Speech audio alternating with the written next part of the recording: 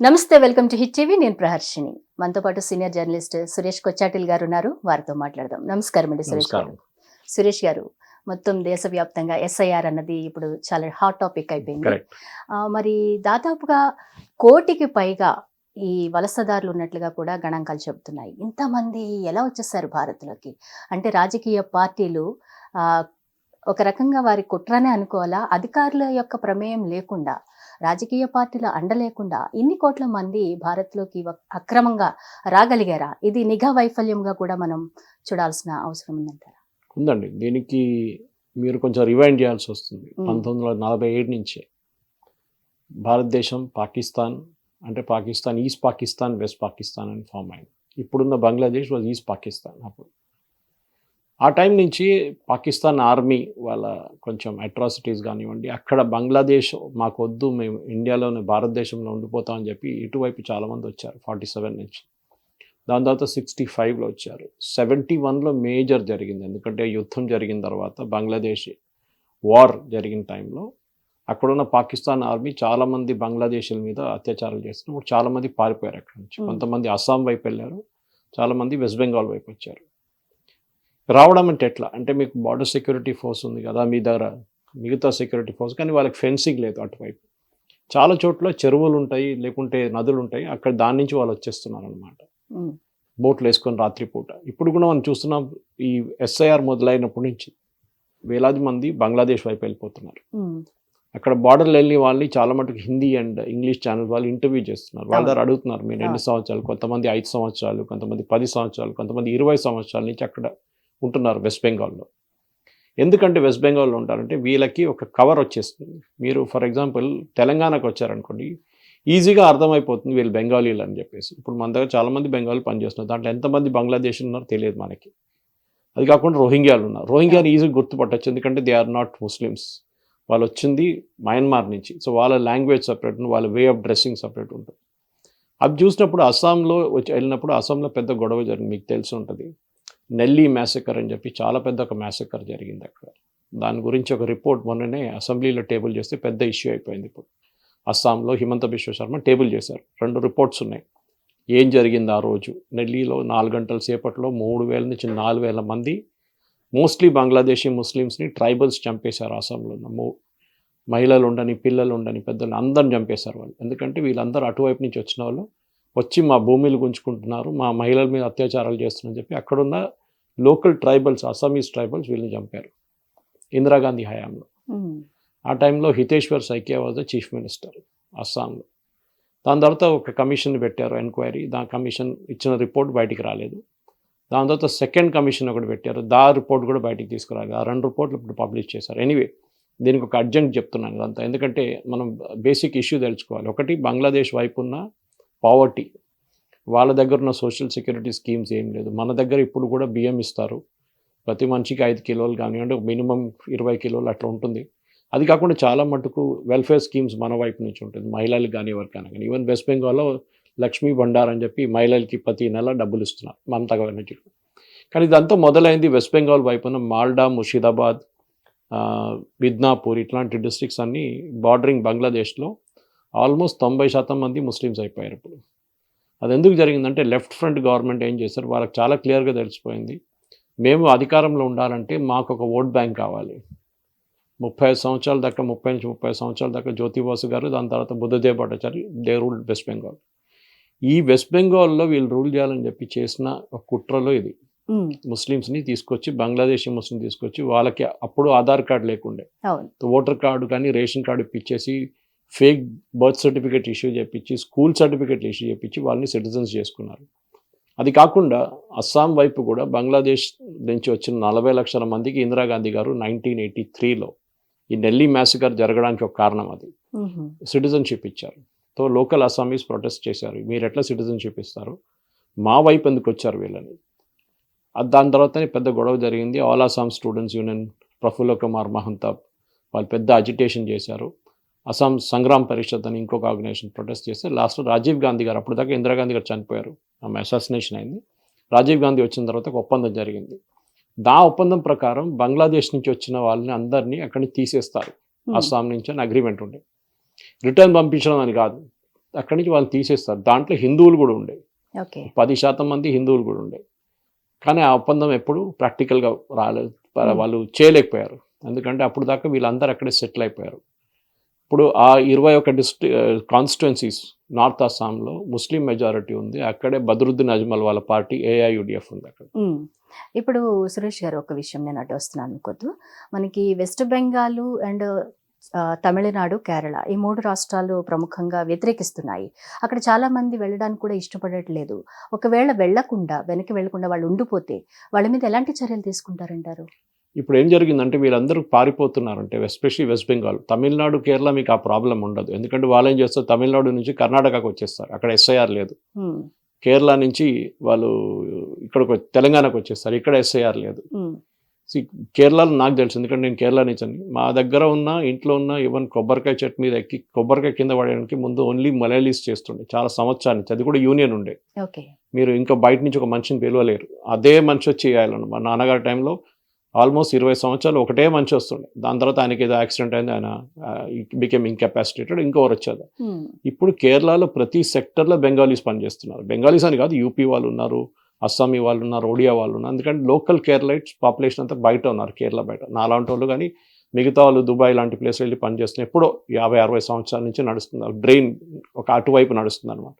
So local ఎకానమీని maintain చేయడానికి ఇప్పుడు మీరు కేరళకి వెళ్తే ప్రతి చోట రెస్టారెంట్ కానీ, పెట్రోల్ బంక్ కానీ, కన్స్ట్రక్షన్ సెక్టర్ కానీ ఎక్కడ చూడండి బయట ఉన్న లేబరర్స్ ఉన్నారు. ఉమ్. మన దగ్గర కూడా అంతే. ఇప్పుడు అవును, మీరు ఇక్కడ కూడా కన్స్ట్రక్షన్ సెక్టర్కి వెళ్ళండి, హైటెక్ సిటీ కానివ్వండి, మీరు బాచుపల్లి వైపు వెళ్ళండి, అవును. లేకుంటే అటు కోకాపేట వైపు వెళ్ళండి, ఎక్కడైనా ఉమ్. ఈవెన్ ఫ్లైఓవర్ పని నడుస్తున్న కొంపల్లి వైపు వెళ్ళండి, మొత్తం వాళ్ళే ఉన్నారు. అవును. మన వాళ్ళు కనిపించారు, ఎందుకంటే మన వాళ్ళకి ఒక యాటిట్యూడ్ వచ్చేస్తున్నాం, లేబర్ పని చేయను మేము అని చెప్పి. కానీ అడ్డాల్లో నిలబడతారు పొద్దున వచ్చి. ఉమ్. ప్రాబ్లం అక్కడ వచ్చిందంటే ఈ తమిళనాడు, కేరళ ఎందుకు అబ్జెక్ట్ చేస్తున్నారంటే పర్టికులర్లీ తమిళనాడులో చాలామంది బీహారీలు, యూపీఐస్ వచ్చి సెటిల్ చేశారు అక్కడ. వాళ్ళు 5, 6, 10 సంవత్సరాల నుంచి అక్కడే పనిచేస్తున్నారు. వాళ్ళ ఫ్యామిలీస్ ఉంటుంది, వాళ్ళ ఊర్లలో ఉంటుంది, కొంతమంది వాళ్ళ ఫ్యామిలీ తెచ్చుకున్నారు. ఉమ్. బీజేపీ వాళ్ళు ఏం ప్రయత్నిస్తారంటే వీళ్ళని అక్కడ ఓటర్గా రిజిస్టర్ చేయాలని. ఎందుకంటే ఇప్పుడున్న చట్ట ప్రకారం ఇప్పుడు మీరు హైదరాబాద్లో 6 నెలలు ఉంటే, ఫ్రమ్ లాస్ట్ 6 months ఎలక్షన్ కన్నా ముందు 6 నెలలు మీరు ఇక్కడే ఉంటే మీరు ఇక్కడే ఓట్ చేయాలి, మీ ఊర్లో కాదు ఓటేసి. ఉహుం. మీకు ఊర్లో చేయడానికి మీకు హక్కు లేదు, ఇట్ ఈస్ ఇల్లీగల్. కానీ మేము ఇంటికాడ ఏం చేస్తారు, మీ అమ్మ నాన్నగారు ఏం చేస్తారంటే ఉన్నారమ్మా కొంచెం బయటకు వెళ్ళారు ఇప్పుడు వచ్చేస్తారని చెప్తారు, లేకుంటే హైదరాబాద్కి వెళ్ళారు పొద్దున ఎల్లుండి వచ్చేస్తారని చెప్తారు. నిజం చెప్పరు వాళ్ళు. వాళ్ళు ఏం భయపడతారంటే రేపు ఏదైనా ప్రాబ్లం వచ్చినా, రేషన్ కార్డు వచ్చినా, పాస్పోర్ట్ వచ్చినా, ఏదైనా ఇష్యూ వచ్చినప్పుడు వాళ్ళకి ఇదే పర్మనెంట్ రెసిడెన్స్ కదా, అక్కడ వాళ్ళు అద్దెకుంటున్నారు కదా అని చెప్పి. కానీ రూల్ అది కాదు, మీరు ఎక్కడున్నారో అక్కడే ఓట్ చేయాలి మీరు. ఉహుం. సో వీళ్ళని ఓటింగ్ దాంట్లో తీసుకొస్తారని ఒక భయం ఉంది. కేరళలో అదే టైంలో బంగ్లాదేశీ నుంచి వచ్చిన ముస్లిమ్స్, బెంగాలీ ముస్లిమ్స్ని CPM గవర్నమెంట్ అక్కడ ఓటర్ లిస్ట్ చేర్చుకున్నారు ఆల్రెడీ. వాళ్ళు ఏం చేస్తారంటే వాళ్ళకు ఒక ఓటు బెంగాల్లో ఉంటుంది, లేకుంటే బీహార్లో ఉంటుంది, ఇంకొక ఓటు కేరళలో ఉంటుంది. ఉమ్. సో ఈ డూప్లికేట్ ఓటర్స్ని తీసేస్తున్నారు SIR ప్రాసెస్లో. మీరు మీ పేరు, మీ నాన్నగారి పేరు లేకుంటే మీ అమ్మగారి పేరుతో మ్యాచ్ చేసుకుంటే అండ్ మీ అడ్రస్ చూసుకుంటే మ్యాచ్ అయిపోతుంది ఎక్కడో ఒక చోట్ల. సాఫ్ట్వేర్ ఉంది దానికి ఇప్పుడు. ఉమ్. ఉమ్. మిమ్మల్ని తీసేస్తారు. దాంట్లోని 64 లక్షల మంది మీరు చూసారు బీహార్లో చనిపోయిన వాళ్ళు. డూప్లికేట్ ఓటర్స్ అంటే డబుల్ ఓటింగ్, ఇంకోటి పర్మనెంట్లీ మైగ్రేటెడ్, బీహార్ నుంచి వెళ్ళి బయట వెళ్ళి సెటిల్ అయిపోయారు వాళ్ళు. అదే స్టేట్లోనే ఉండొచ్చు, చాలామంది ఉంటారు. మా దగ్గర కూడా అల్వాల్లో ఉన్న చాలా మంది చిన్న చిన్న ట్రేడర్స్ అందరూ అక్కడి నుంచి వచ్చారు, బీహార్ నుంచి. వాళ్ళు ఇక్కడే సెటిల్ అయిపోయారు వాళ్ళు. మార్వాడీలు అందరూ ఉన్నారు అక్కడ అట్లా. సో ఇట్లాంటి వాళ్ళకి ఏం చేస్తున్నారు, పర్మనెంట్లీ మైగ్రేటెడ్. ఇప్పుడు ఒక స్టడీ చేశారు, అది హిందూలో వచ్చింది, టెలిగ్రాఫ్లో వచ్చింది, చాలా పబ్లికేషన్స్ వచ్చింది. వన్ రీసెర్చ్ ఆర్గనైజేషన్, చాలా రెప్యూటెడ్ వన్. వాళ్ళు ఒక 6 నెలల ముందు ఒక కంప్లీట్ స్టడీ చేశారు. ఎందుకంటే SIR ఎక్కడి నుంచి మొదలవుతుంది, SIR మొదలవుతుంది 2002 నుంచి. ఓకే. చాలామంది అడుగుతారు why is election commission going back to 2002. Um. Last SIR special intensive revision జరిగింది 2002-2003లో. కొన్ని స్టేట్స్లో 2002లో జరిగింది, మళ్ళీ 3లో. యాక్చువల్లీ 10 సంవత్సరాలు జరగాల్సింది, కానీ జరగలేదు. ఎందుకంటే అప్పుడున్న కాంగ్రెస్ హయాము అక్కడున్న ఎలక్షన్ కమిషన్ చేయలేదు. 2020కి వచ్చేదాకా సెన్సస్ జరగలేదు, SIR జరగలేదు, ఎందుకంటే కోవిడ్ వచ్చింది. ఓకే. ఇప్పుడు దాని తర్వాత 2025లో బీహార్తో మొదలుపెట్టారు. అండ్ కాన్స్టిట్యూషనల్ మ్యాండేట్ ఇది. చాలామంది దీన్ని వ్యతిరేకిస్తున్న వాళ్ళు అర్థం చేసుకోవాల్సింది, సుప్రీంకోర్టు కూడా మొన్న కూడా చెప్పారు, ఉమ్. మీకు దీన్ని ఆపడానికి ఏ అధికారం లేదు, మాకు కూడా లేదు.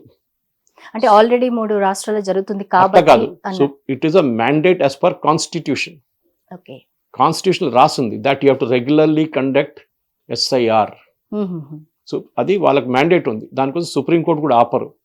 ఏదైనా అక్కడెక్కడ తప్పులు ఉంటే వాళ్ళు చూపిస్తారు, ఈ తప్పులు ఉన్నాయి. ఫర్ ఎగ్జాంపుల్ డాక్యుమెంట్స్ ప్రాబ్లం వచ్చింది బీహార్లో, 11 డాక్యుమెంట్లు చెప్పారు. వీళ్ళందరూ సుప్రీంకోర్టుకి వెళ్ళి అభిషేక్ మను సింఘ్వి, కపిల్ సిబల్ వీళ్ళేం ఏడుస్తున్నారంటే అందరి దగ్గర డాక్యుమెంట్లు ఉండవు కదా, ఆధార్ తీసుకోండి అన్నారు. కానీ ఆధార్ ప్రాబ్లం ఏంటంటే Aadhaar is only an identification document. చాలా క్లియర్, సుప్రీంకోర్టు జడ్జ్మెంట్స్ ఉన్నాయి. యూఐడిఐ ఆధార్ ఇష్యూ చేస్తున్న వాళ్ళు కూడా you are whom you are, Suresh Kochattal ఆధార్లో ఉన్న సురేష్ కోచాటల్ అంతే. మీ డేట్ ఆఫ్ బర్త్, మీ అడ్రస్ ఇస్ నాట్ టేకెన్, మీకు సిటిజన్షిప్ డాక్యుమెంట్ కాదు.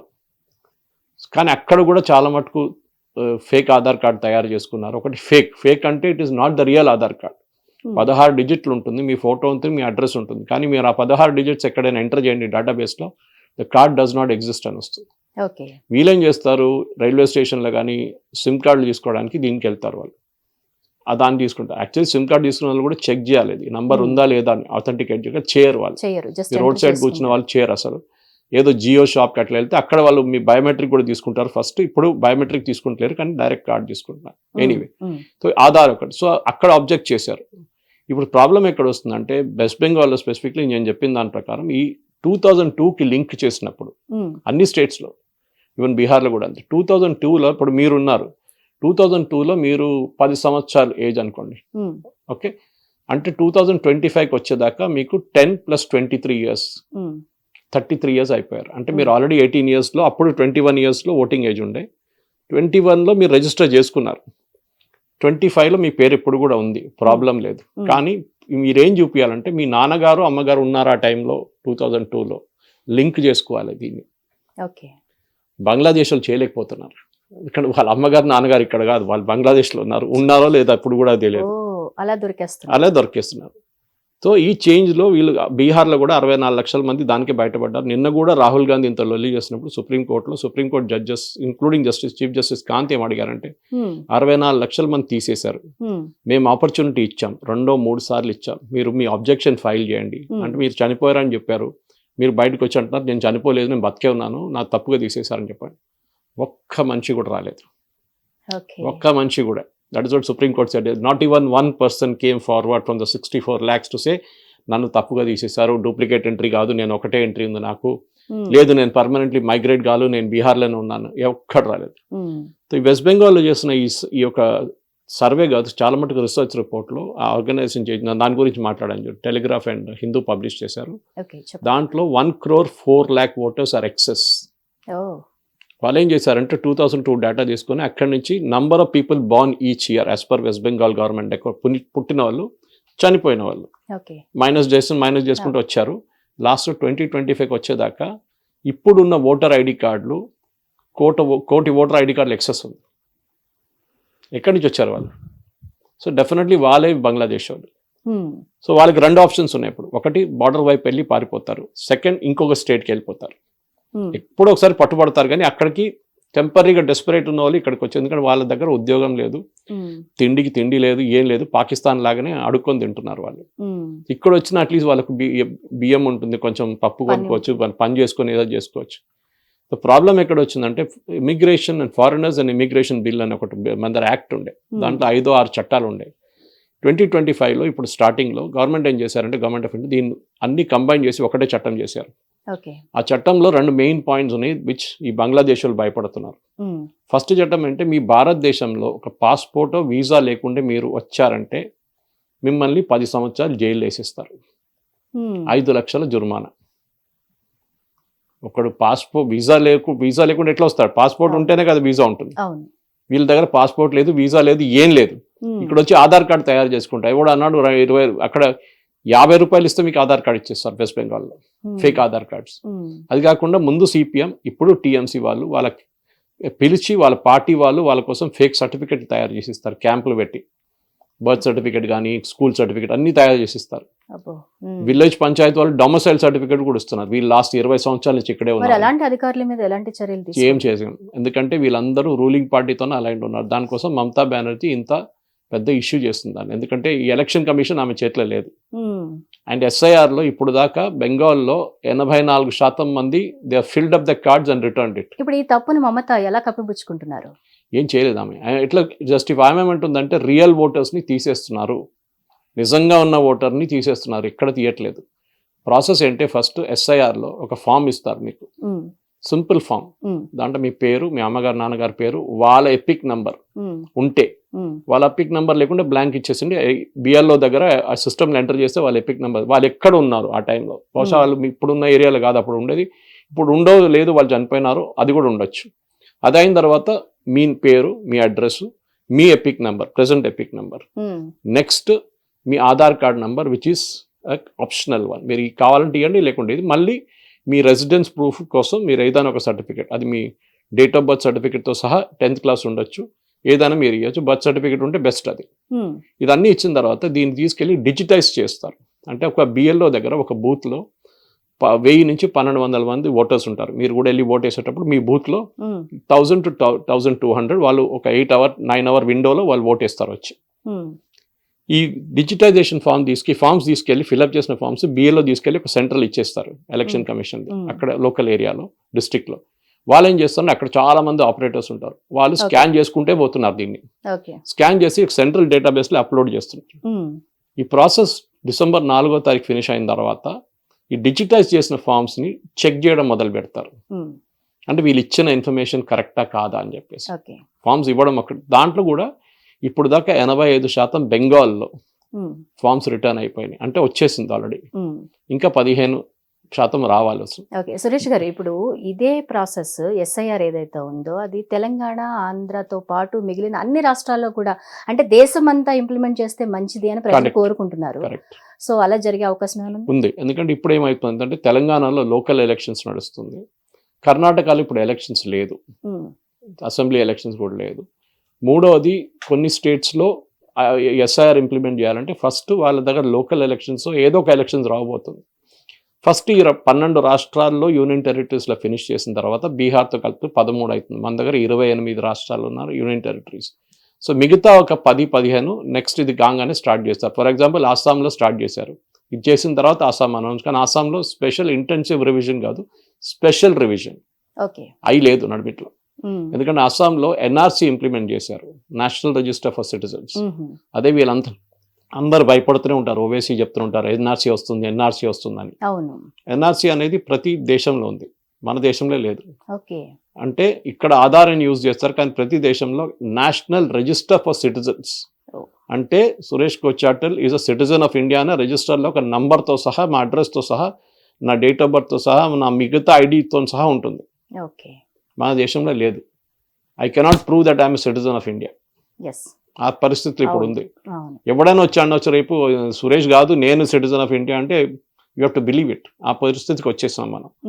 ఎన్ఆర్సీ ఇంప్లిమెంట్ చేస్తే only legal citizens of India, ఇక్కడ పుట్టిన వాళ్ళే, లేకుంటే ఇక్కడ న్యాచురలైజ్ అయిన వాళ్ళు, లేకుంటే ఇక్కడ అప్లై చేసి లైక్ సిఏఏ లాంటి దాంట్లో అప్లై చేసి సిటిజన్షిప్ వచ్చిన వాళ్ళు ఉంటారు.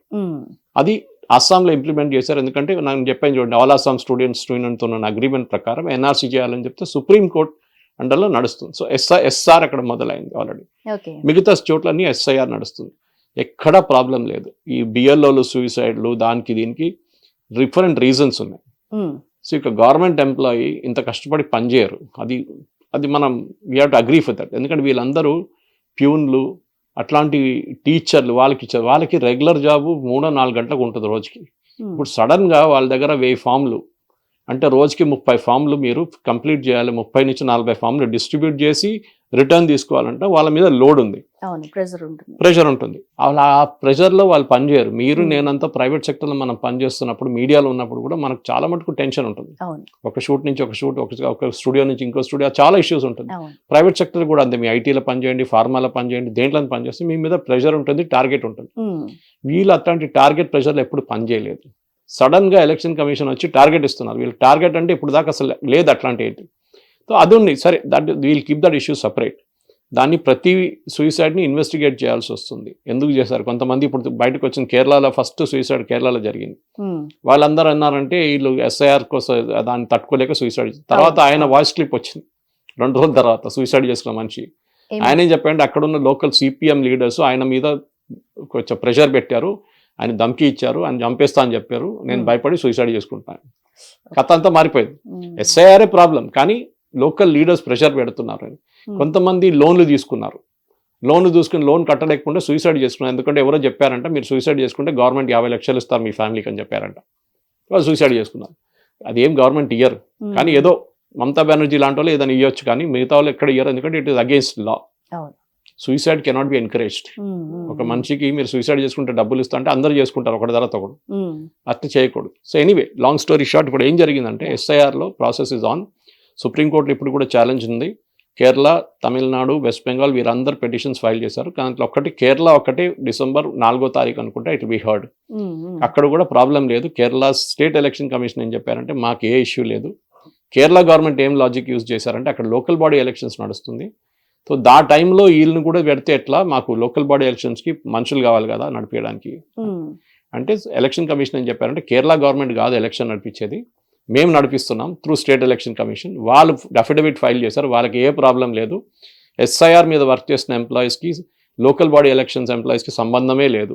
అది సపరేట్ టీం, ఇది సపరేట్ టీం. సో సుప్రీంకోర్టు అన్నారు ఓకే నో ప్రాబ్లం, 4వ తారీఖు తర్వాత విందాం. 4వ తారీఖు దాకా కలెక్షన్ అయిపోతుంది, ఫైనల్ డెడ్ లైన్ క్లోజ్ అయిపోతుంది. ఒకటే మాట సుప్రీంకోర్టు ఏమన్నారంటే కావాలంటే మనం కొంచెం ఎక్స్టెండ్ చేయొచ్చు. బీహార్లో చేశారు, ఒక వారం ఎక్స్టెండ్ చేయొచ్చు. అందరు సబ్మిట్ చేయలేకపోయారు, అందరు పేదోళ్ళు, వాళ్ళకి రాయడానికి రాదు, అదంతా ఎక్స్క్యూజ్ యూస్ చేస్తారు. అంటే మళ్ళీ 85% ఎట్లా వచ్చిందండి. ఇంకోటి లాస్ట్ అన్నిటికంటే ఇంపార్టెంట్, వెస్ట్ బెంగాల్ ఏం దొరికిందంటే అక్రాస్ ద కంట్రీ నిన్న చూసుంటారు, యుఐఐడిఏ వెబ్సైట్కి వెళ్ళండి, లేకుంటే వాళ్ళ సోషల్ మీడియా హ్యాండిల్కి వెళ్ళండి, 2 కోట్ల మంది ఆధార్ డీయాక్టివేట్ చేశారు. వీళ్ళు లేరు, చనిపోయారు యాజ్ పర్ రికార్డ్స్. అంటే ఇక్కడ 2 కోట్ల మంది అక్రాస్ ఇండియా చనిపోయారు.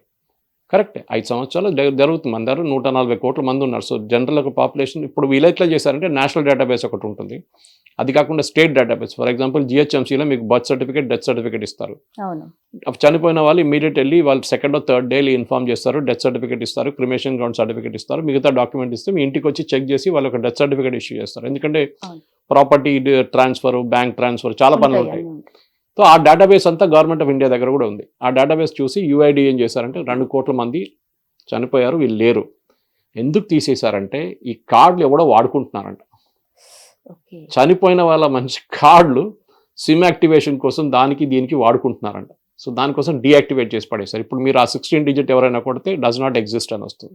ఆ కార్డ్ నంబర్ రిపీట్ చేయరు, మళ్ళీ 16 digits will not get repeated in another card.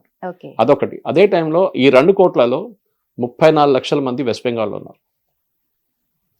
West Bengal total voter base 7,60 లక్షల మంది. అక్కడ 34 లక్షల మందిని తీసేశారు. అది కాకుండా నిన్నదాకా 16 లక్షల మంది వీళ్ళు వెళ్ళి ఫామ్స్ ఇస్తారు కదా, మీ ఇంటికి వచ్చి మీ ఫామ్ ఇస్తారు. మీ ఇంటికి వచ్చిన అక్కడ అంటున్నారు వీళ్ళు ఎవరు లేరు ఇక్కడ, ఇట్లాంటి మనుషులే లేరు అంటున్నారు. అట్లాంటి 16 లక్షల ఫామ్స్ తిరిగి వచ్చింది. 34, 16 ఎంత అయిందండి? 50. నేను చెప్పిన figure 1 crore.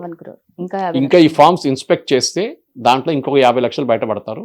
Minimum 1 crore voters తీసేయాల్సి వస్తుంది. బెంగాల్లో బీహార్లో 64 ఉండే, ఇక్కడ 1 crore వస్తుంది. అసలు సురేష్ గారు ఈ స్పెషల్ ఇంటెన్సివ్ రివిజన్ అన్నది ఎవరు కనిపెట్టారు?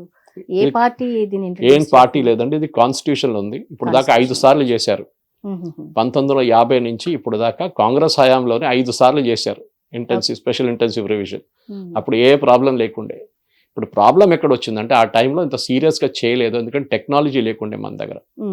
సో 2002 దాకా లాస్ట్ 2002లో జరిగింది. 5 సార్లు చేశారు. అంటే 50 నుంచి 2002 అంటే ఒక 5 సార్లు 10 సంవత్సరాలు చేసి ఉంటారు ఎస్ఐఆర్. జరిగింది, ప్రాబ్లం లేదు అప్పుడేం. ఇప్పుడు ప్రాబ్లం ఏమొచ్చిందంటే చాలా స్ట్రిక్ట్గా చెక్ చేస్తున్నారు. ఈ లింకింగ్, డాక్యుమెంట్ లింకింగ్ 2002కి తీసుకెళ్తున్నారు. సో ఎక్కడున్న గవర్నమెంట్ ఏమంటున్నారు, కేరళ గవర్నమెంట్ కానీ, తమిళనాడు గవర్నమెంట్ కానీ, ఈవెన్ మన వెస్ట్ బెంగాల్ గవర్నమెంట్ 2024 ఎలక్షన్ జరిగింది కదా లోక్సభలో, ఆ ఫామ్ ఆ లిస్టు తీసుకోవచ్చు కదా. దాంట్లో అందరు దూరిపోయారు ఫేక్ వాళ్ళు. వాళ్ళు ఇంతే చెప్పాలి, మేము ఉన్నాం ఈ లిస్టులో, కరెక్ట్, ఓకే, ఈ లిస్టులో మా నాన్నగారు 2002, 2003 లిస్టులో ఉన్నారు, మా అమ్మగారు అక్కడ ఉన్నారు, వాళ్ళు అక్కడ ఉండే మాకు గుర్తులేదు కానీ వాళ్ళ పేరు ఇదని చెప్తారు అంతే. This is what it is being done right now. So ఈ లిస్ట్లోనే మీ లింకింగ్ నడుస్తుంది అనమాట. సో దీనికే వీళ్ళు టెన్షన్ పడుతున్నారు మమతా బెనర్జీ. దానికోసం బెంగాలీ వాళ్ళు ఒకటి బంగ్లాదేశ్ వాళ్ళు పారిపోతున్నారు, వాళ్ళకి భయం. వాళ్ళని ఎస్ఐఆర్లు ఎక్కడైనా వాళ్ళు దొరికితే ఇల్లు కల్కటాలో మీరు 24 పర్గనాస్ కానివ్వండి, హూగ్లీ వైపు కానీ చాలా మటుకు టెలివిజన్ ఛానల్స్ చూపించారు. మొత్తం ఈ లేబర్ అడ్డా లాగా ఉంటారు అక్కడ ఉండేవాళ్ళు, మొత్తం ఖాళీ అయిపోయారు, ఎవరు లేదు, తాళం వేసి వెళ్ళిపోయారు వాళ్ళు. కొంతమంది అయితే రూమ్స్ అన్ని ఓపెన్ పెట్టేసి వెళ్ళిపోయారు వాళ్ళు, ఉమ్, ఎందుకంటే వాళ్ళు భయం ఎప్పుడు పట్టుబడతారు అని చెప్పేసి. సో అటువైపు వెస్ట్ బెంగాల్ బార్డర్లో దిగ్నాపూర్ కానీ ఎక్కడైనా కానివ్వండి, ఇక్కడ బిఎస్ఎఫ్ ఏం చేస్తున్నారంటే వీళ్ళు పారిపోతున్న వాళ్ళు ఒట్టి పంపించట్లేదు అటువైపు, వాళ్ళది మొత్తం ఫింగర్ ప్రింట్ తీసుకుంటున్నారు, 10 ఫింగర్ ప్రింట్ తీసుకుంటున్నారు వాళ్ళకి. ఎందుకంటే ఇక్కడ ఏదైనా మర్డర్ చేసి, ఇక్కడైనా రేప్ చేసి, ఇక్కడ ఏదైనా దొంగతనం చేసి పారిపోతే ఇది క్రిమినల్ రికార్డ్స్లో ఉంటుంది ఎక్కడో. సో మ్యాచ్ చేసిన తర్వాత నేషనల్ క్రైమ్ డేటాబేస్ ఒకటి ఉంది, నేషనల్ క్రైమ్ రికార్డ్ డేటాబేస్. దాంట్లో మీరు within half an hour check చేసుకోవచ్చు మీ మీద ఏమైనా కేసు ఉందా అక్కడ దేశంలో ఎక్కడైనా అని. ఫింగర్ ప్రింట్ చేసి మొత్తం ఆల్ క్లియర్ అయిన తర్వాత వాళ్ళు డేటా మొత్తం తీసుకొని వాళ్ళని తర్వాత పంపిస్తున్నారు బంగ్లాదేశ్ వైపు. ఓకే, ఇట్లాంటి ఎవరైనా దొరికిపోతే క్రిమినల్స్ వాళ్ళని జైలు వేసేస్తున్నారు. ఉమ్, ఇది కాకుండా యూపీలో కూడా మొదలైంది, ఎస్ఐఆర్ అక్కడ కూడా ఉంది. యూపీలో డిటెన్షన్ సెంటర్స్ పెట్టారు. As per law you have to do this. వీళ్ళని జైలు వేయలేరు. సురేష్ గారు, ఇందాక మీరు ఒక మాట అన్నారు, ఒక రాష్ట్రంలో ఎస్ఐఆర్ నడుస్తున్నప్పుడు వాళ్ళు పక్క రాష్ట్రానికి వెళ్ళిపోయే ఛాన్సెస్ ఉంటాయని. Correct. మరి ఏకకాలంలో ఇండియా మొత్తం ఒకే టైం పీరియడ్ లో ఎస్ఐఆర్ చేస్తే అందరూ బయటకు వెళ్ళిపోతారు కదా, ఏ రాష్ట్రం నుంచి పక్క మీరు రాష్ట్రాలకు అక్కర్లేదు. వెళ్ళకుండా. మీరు అలా ఇప్పుడు చేసే చేశారా? అవకాశం ఇప్పుడు అయిపోయిందా ఇక్కడ? ఉమ్. ఈ 12 రాష్ట్రాలు అయిపోయినాయి కదా, దీని తర్వాత నెక్స్ట్ 12 చేయండి. ఉమ్, వీళ్ళ దగ్గర ఉన్న మెయిన్ డాక్యుమెంట్ ఏంటి? ఉమ్, ఓటర్ ఐడి కార్డ్. ఉమ్, అది ఇన్వాలిడేట్ అయిపోతుంది. ఉమ్, ఉమ్. ఎందుకంటే ఎక్కడో ఒక ప్లేస్ లో వీళ్ళు అది రిన్యూ ఎంటర్ చేసుకోవాలి చేస్తారు. కదా, అవును, ఉమ్, రిన్యూ కావట్లేదు. ఎందుకంటే ఇప్పుడు కొత్త ఐడి కార్డు ఇష్యూ చేస్తున్నారు. ఉమ్, మోస్ట్ ఆఫ్ దమ్ మన క్రెడిట్ కార్డ్ లాగా ఉంటుంది, ఓకే, మన డ్రైవింగ్ లైసెన్స్ లాగా ఉంటుంది, అవును. లేకుంటే మన ఆధార్ కార్డ్ లాగా ఉంటుంది అనమాట. దాంట్లో ఒక చిప్ కూడా రాబోతుంది రేపు. ఉమ్, సో మీ ఇన్ఫర్మేషన్ మొత్తం దాంట్లో ఉంటుంది మీ దగ్గర. ఇప్పటికి ఇచ్చేది దాంట్లో లేదు. ఇప్పుడు ప్లెయిన్ కార్డ్స్ ఇష్యూ చేస్తున్నారు.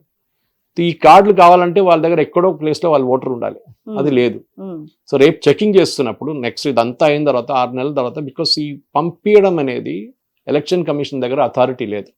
ఓకే, సిటిజన్షిప్ కాదా అని చెప్పి డిటర్మైన్ చేయడానికి ఎలక్షన్ కమిషన్కి అథారిటీ లేదు. ఉమ్, వాళ్ళు డినై చేయొచ్చు ఓటర్, మీరు లిస్ట్లో లేరు, మీ నాన్నగారు అమ్మగారు ఇక్కడ లేరు, వాళ్ళు ఇండియాలోనే లేరు 2002లో, సో మీకు ఇయర్ లేరు. ఉమ్, ఉమ్, కానీ వాళ్ళని బయటికి పంపించిన job ministry of home affairs, Amit Shah గారిది.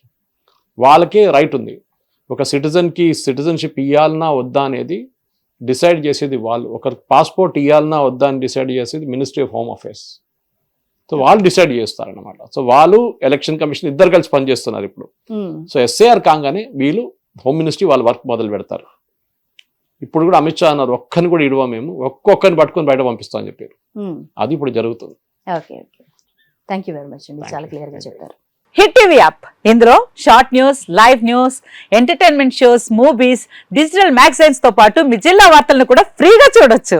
ఇంకెందుకు ఆలస్యం, వెంటనే హిట్ టీవీ యాప్ ని డౌన్లోడ్ చేసుకుని ఫ్రీగా ఎంటర్టైన్మెంట్ పొందండి. Hit TV app. Hit TV app. Please download Hit TV app. Hit TV యాప్ని ఫ్రీగా డౌన్లోడ్ చేసుకొని ఎంజాయ్ చేయండి. మీకు నచ్చిన ఎంటర్టైన్మెంట్ కోసం హిట్ టీవీ యాప్ ని ఫ్రీగా డౌన్లోడ్ చేసుకుని ఎంజాయ్ చేయండి. హిట్ టీవీ యాప్ని డౌన్లోడ్ చేసుకుని ఆస్వాదించండి, ఆశీర్వదించండి. ఇంతమంది సెలబ్రిటీలు హిట్ టీవీ యాప్ ని డౌన్లోడ్ చేసుకోండి అని చెప్తున్నారంటే ఎంత మంచి యాప్ ఆలోచించండి.